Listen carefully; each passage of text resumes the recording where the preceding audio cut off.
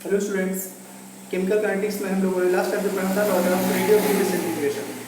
तो laws of radioactive disintegration के बाद अगला जो नेक्स्ट टॉपिक है वो है कुछ यहाँ पे डीके सीरीज बताई गई है। तो आज हम लोग पढ़ते हैं long radioactive decay series. Next topic है हमारा long radioactive decay series.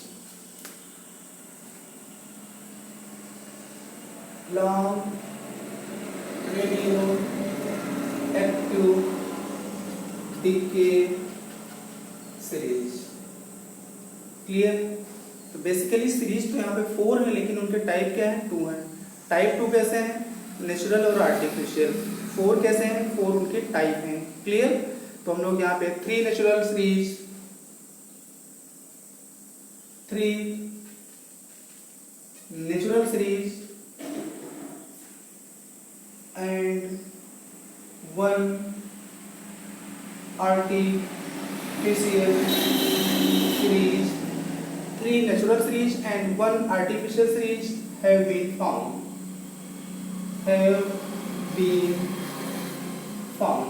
अब उस सीरीज के नाम क्या है?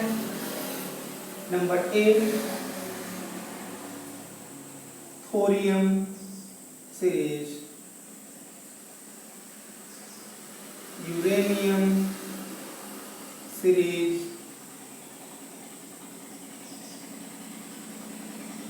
एक्टिनियम सीरीज,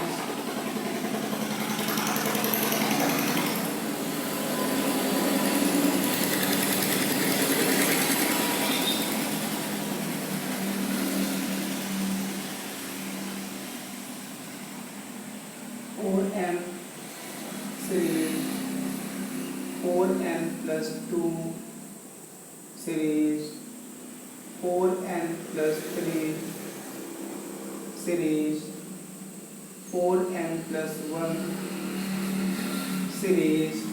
ठीक है students?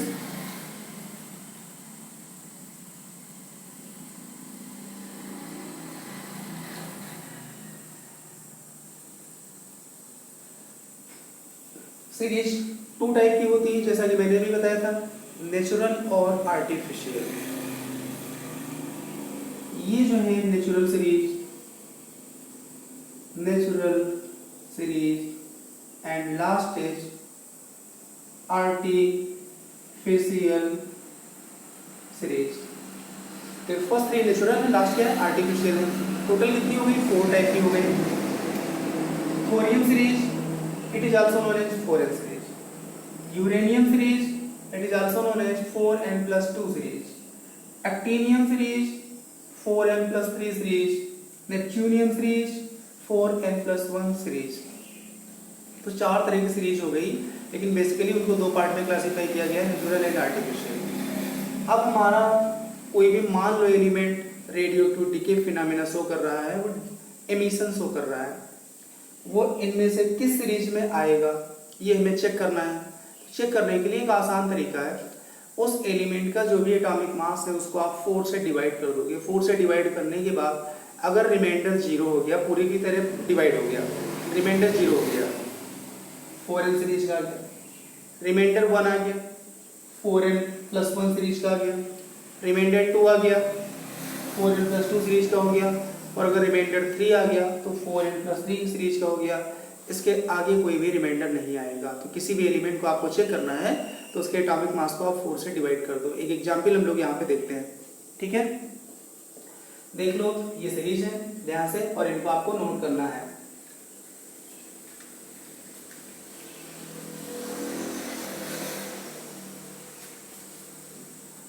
To know if an isotope belongs to which series, to know if an isotope belongs to which series, divide its atomic mass by 4। अगर हमें पता लगाना है कि आइसोटोप किस सीरीज का है तो उसका एटॉमिक मास उसको 4 से डिवाइड करेंगे। Divide its atomic mass by 4।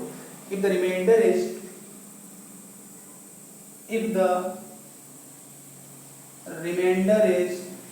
0 1 2 3, then अगर रिमाइंडर 0 आ गया, 1 आ गया, 2 आ गया, 3 आ गया, then select the series, then select the series. उसके बाद आपको सीरीज को क्या करना है, सेलेक्ट करना है। Select the series corresponding to its number, corresponding to its number. उस नंबर से हमें क्या कर लेना है, सेलेक्ट कर लेना है। 0 है तो 4n सीरीज हो गया, 1 है 4n प्लस 1, 2 बचा है 4n प्लस 2 हो गया, 3 बचा है 4n प्लस 3 हो गया। एक एग्जाम्पल हम लोग देते हैं, एग्जाम्पल 82PB206। ये हमारा कोई रेडियो एक्टिव एलिमेंट है, इसकी हमें सीरीज पता करना है, किस सीरीज का है। इसका एटॉमिक मास 206 है। इसको आप 4 से डिवाइड करोगे, 6 4 1 जा 4, तो ये आपका रिमाइंडर आ गया 2। रिमाइंडर क्या आ गया 2, means this belongs to 4n plus 2 series. Clear? Hence 82PB206 belongs to 4n plus 2 series. Okay students, तो इस तरह हम किसी भी रेडियो एक्टिव एलिमेंट की सीरीज पता लगाते हैं कि वो किस सीरीज का एलिमेंट है, किस सीरीज से बिलोंग करता है। बस आपको 4 याद करने पड़ेंगे, ठीक है। Thorium series, uranium series, actinium series और नेपच्यूनियम। नेपच्यूनियम आर्टिफिशियल है, बाकी सब क्या है, नेचुरल है। क्लियर? लास्ट क्या है, नेपच्यूनियम आर्टिफिशियल है। इसके बाद अगर कोई भी एलिमेंट अल्फा बीटा पार्ट के एलिमेंट करता है तो कभी कभी क्वेश्चन में पूछा जाता है कि किसी भी एलिमेंट ने कितने अल्फा पार्ट के एलिमेंट किए, कितने बीटा पार्ट के एलिमेंट किए। तो हम लोग calculation of number of alpha and beta particles emitted. Clear students? Calculation of number of alpha and beta particles emitted. Calculation of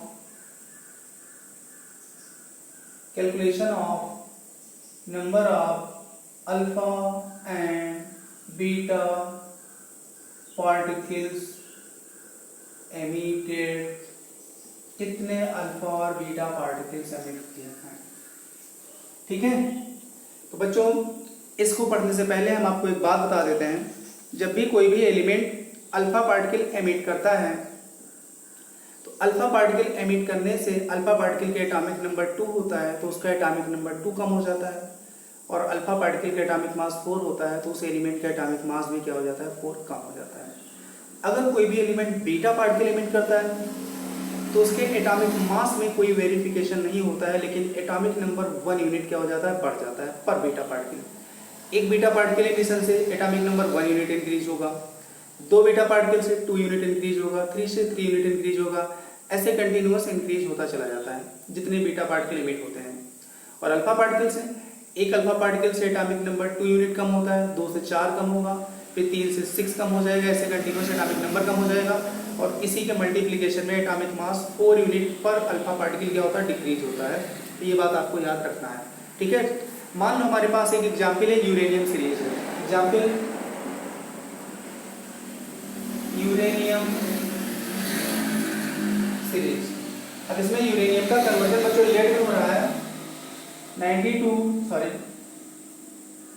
92 uranium 238 and converts into 82 Pb206। 92 uranium 238 converts into 82 Pb206 by emission of some alpha and beta particles। अब हमें alpha और beta particles बताने हैं, ठीक है। तो number of alpha particles emitted, number of alpha particles emitted, number of alpha particles emitted is equals to, ये atomic mass parent element का, ये एटॉमिक मास डॉटर एलिमेंट का है। इसको आप बोलोगे m1 और इसको आप बोलोगे m2। m1 minus m2 by 4,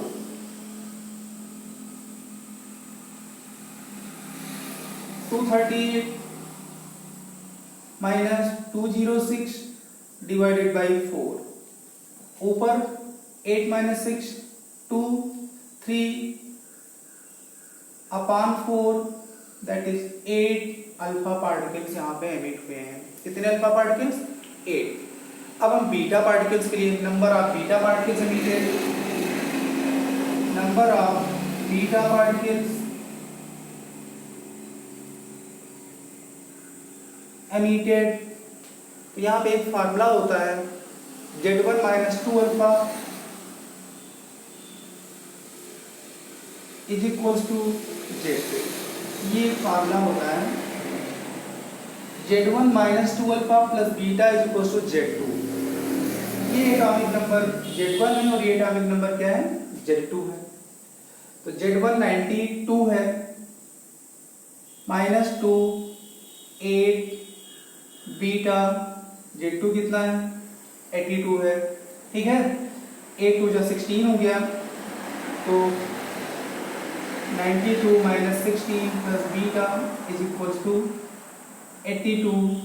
यहाँ से आप इसको सब्ट्रैक्ट करोगे, 12 माइनस 6 यहाँ पे 8 minus 1 7 plus beta 82 beta 82 minus 76 number 6। तो 8 अल्फा और 6 बीटा पार्टिकल्स इस क्वेश्चन में क्या हो रहे हैं? एमिट हो रहे हैं। कहीं पे कोई डाउट? इस तरह बच्चों हम लोग कैलकुलेशन कर लेते हैं।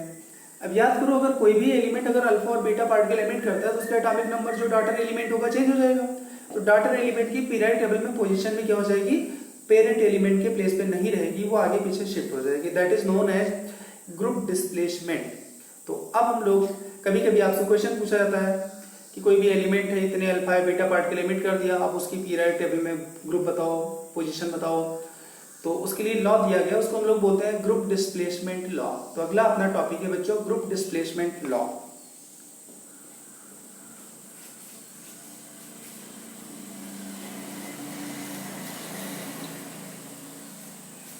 Group displacement law,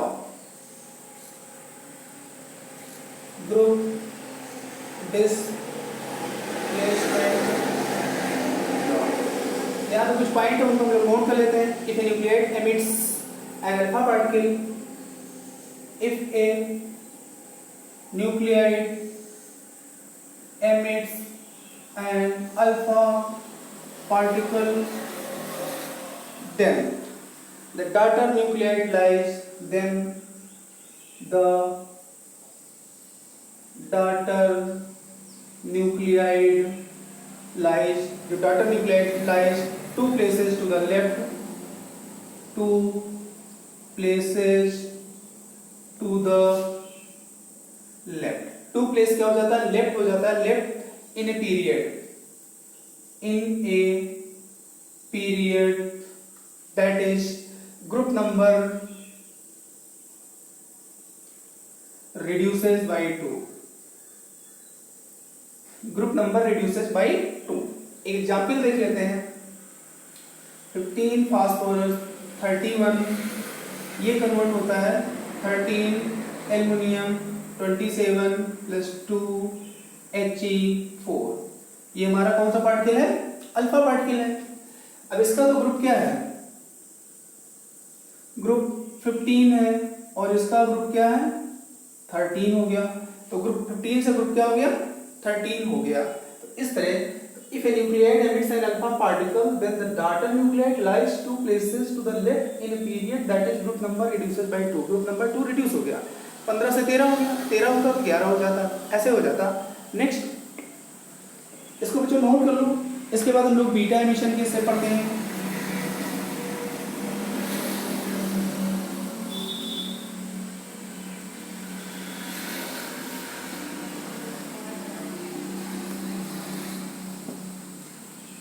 next point है if a nuclide emits a beta particle, if a nuclide emits a beta particle, अगर कोई न्यूक्लियड बीटा पार्टिकल एमिट करता है then the daughter nuclide lies, then the daughter nuclide lies, then the daughter nuclide lies one places to the right, one places to the right, then the daughter nuclide lies one places to the right in a period that is group number increases by 1. Group number एक क्या होता है, बढ़ जाता है. If a nucleide emits a beta particle, then the daughter nucleide lies one places to the right in a period that is group number increases by 1. Group number एक क्या होता है, बढ़ जाता है. इसका एग्जाम्पल हम लोग देखते हैं.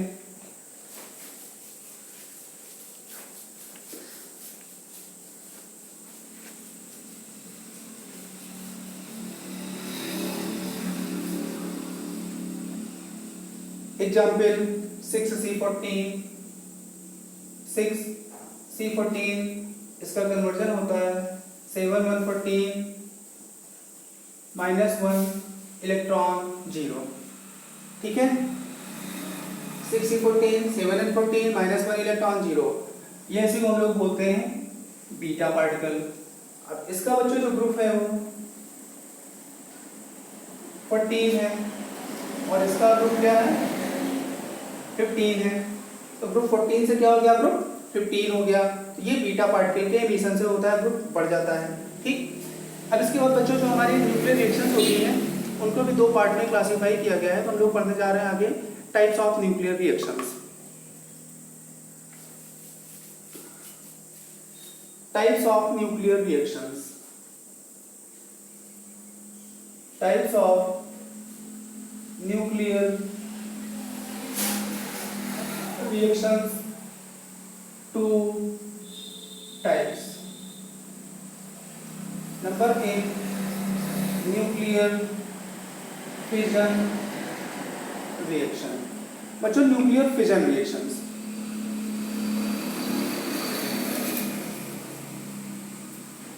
न्यूक्लियर फिजन में क्या होता है, कोई भी बिग न्यूक्लियस स्मॉल न्यूक्लियस में क्या हो जाता है, ब्रेक होके स्मॉल न्यूक्लियाई में कन्वर्ट हो जाता है. बड़ा न्यूक्लियस छोटे छोटे पार्टिकल में कन्वर्ट हो जाता है. इस प्रोसेस को हम लोग बोलते हैं न्यूक्लियर फिजन और साथ में ए लॉट ऑफ एनर्जी भी क्या करता है, रिलीज करता है.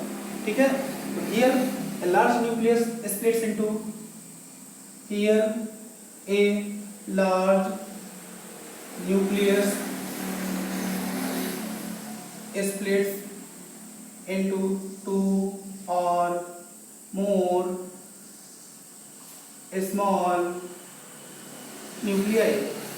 Here a large nucleus splits into 2 or more small nuclei. दो या दो से ज्यादा स्मॉल न्यूक्लियाई में, जैसे एग्जाम्पल हमारा है 92 यूरेनियम 235 प्लस 0 N1. इसका बच्चों कन्वर्जन होता है 92 यूरेनियम 235 56 Ba 137 56 Ba 137 प्लस 36 के आर 96 प्लस 30N1.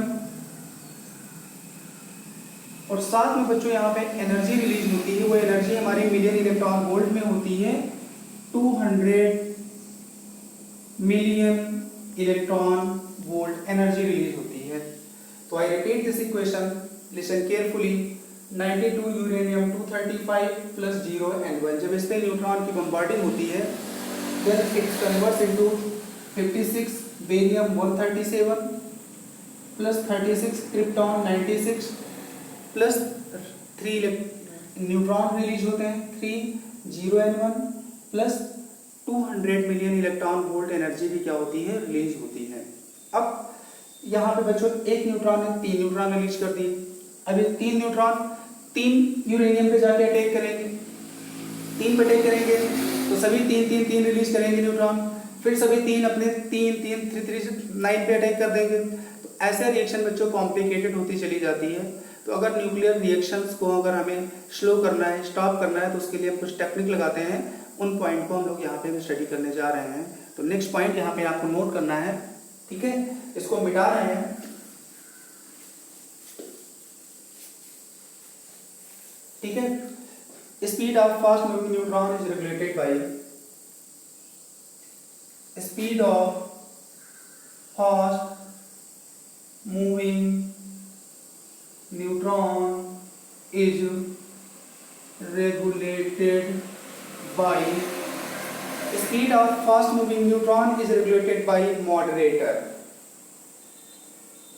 मॉडरेट का मतलब कम कर देना, जो कि यहाँ पे ग्रेफाइट रॉड का हम यूज करते हैं, ग्रेफाइट रॉड। नेक्स्ट पॉइंट है neutrons can be absorbed bye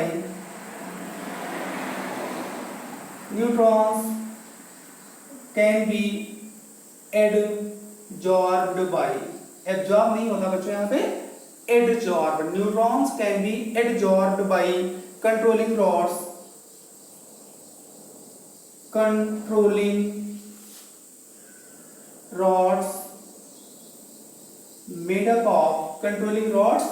made up of cadmium or boron or hafnium। वो जो रॉड होती हैं वो या तो कैडमियम की बनी होती है, या बोरॉन की बनी होती है, या फिर किसकी बनी होती हैं, हैफनियम की। तीसरा पॉइंट एक और है, coolant used are,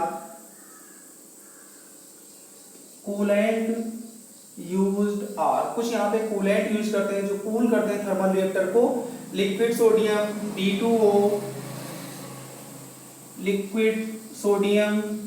D2O, liquid helium etc। Clear students? एक बार आप फिर से देख लो, speed of fast moving neutron is regulated by moderated graphite rod. Graphite rod वहाँ पे मॉडरेटर का काम करती है, वो जो न्यूट्रॉन की स्पीड को कम करती है। Neutrons can be absorb by controlling rods made up of cadmium, boron और हैफनियम। साथ में उनको अगर हम एब्जॉर्ब करा दें तो फिर न्यूट्रॉन अगले स्टेप पे अटैक नहीं करेगा और हमारी रिएक्शन क्या हो जाएगी, स्लो हो जाएगी या कंट्रोल हो जाएगी। उसके लिए हम लोग कुछ एब्जॉर्बर यूज करते हैं। वो हमारे एब्जॉर्बर क्या होते हैं, कैडमियम, बोरॉन या हैफनियम। तीसरा, न्यूक्लियर रिएक्टर जब बहुत हॉट हो जाता है, वहाँ पे टेम्परेचर बहुत हाई हो जाता है, तो उसको कूल करने के लिए हम लोग यहाँ पे लिक्विड सोडियम D2O या लिक्विड हीलियम का हम लोग यूज करते हैं, ठीक है। अब इसके बाद बच्चों यहाँ पे एक फार्मूला होता है जो कि न्यूमेरिकल में यूज होता है। वो फार्मूला आप देखो,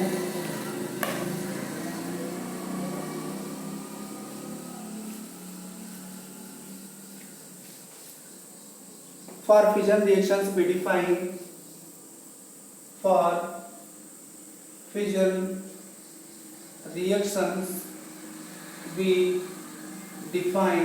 फिजन रिएक्शंस में हम लोग एक फैक्टर डिसाइड करते हैं, that is known as multiplication factor.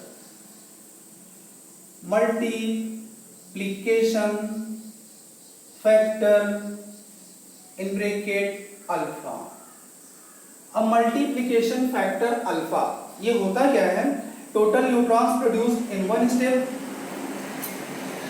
Total neutrons produced in one step, total neutrons produced in one step upon total neutrons produced in previous step,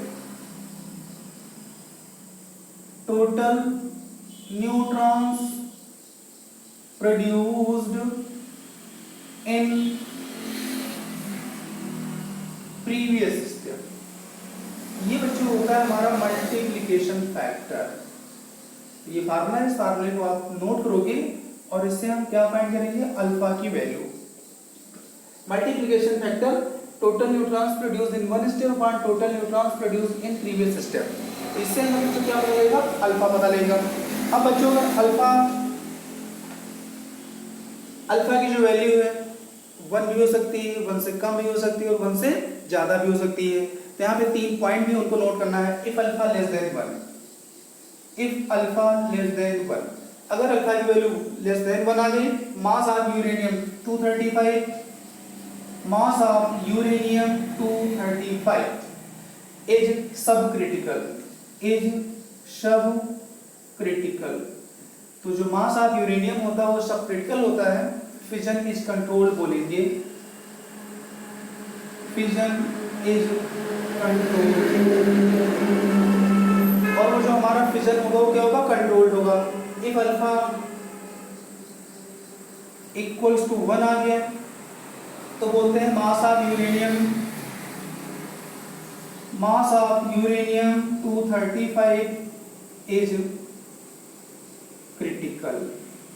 क्या होता है, मास ऑफ यूरेनियम 235 इज क्रिटिकल होती है, critical condition होती है। If alpha greater than 1, अगर alpha की value 1 से ज्यादा आ जाती है, मास of uranium 235, mass of uranium 235 is super critical, नाम देते हैं super critical.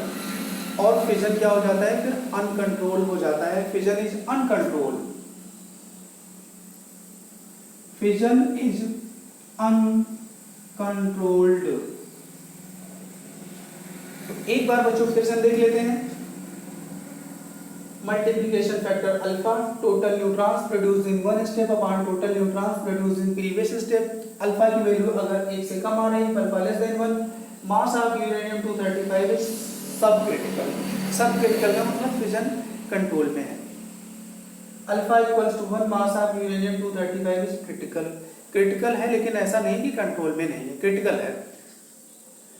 If alpha greater than 1, alpha की वैल्यू 1 से ज्यादा कब आएगी, जब किसी भी स्टेप में बहुत ज्यादा न्यूट्रॉन्स होंगे, उसके पहले क्या होंगे, कम होंगे।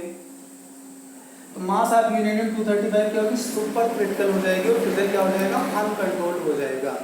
तो ये तो हो गया बच्चों फिजन रिएक्शन। नंबर बी होता है हमारा फ्यूजन रिएक्शन, जब दो छोटे छोटे न्यूक्लियस ज्वाइंट होकर बिग न्यूक्लियस का फॉर्मेशन करते हैं और साथ में वहां पे भी एनर्जी रिलीज होती है, उसको हम लोग बोलते हैं फ्यूजन रिएक्शन, फ्यूजन। तो नेक्स्ट है नंबर बी, फ्यूजन रिएक्शन।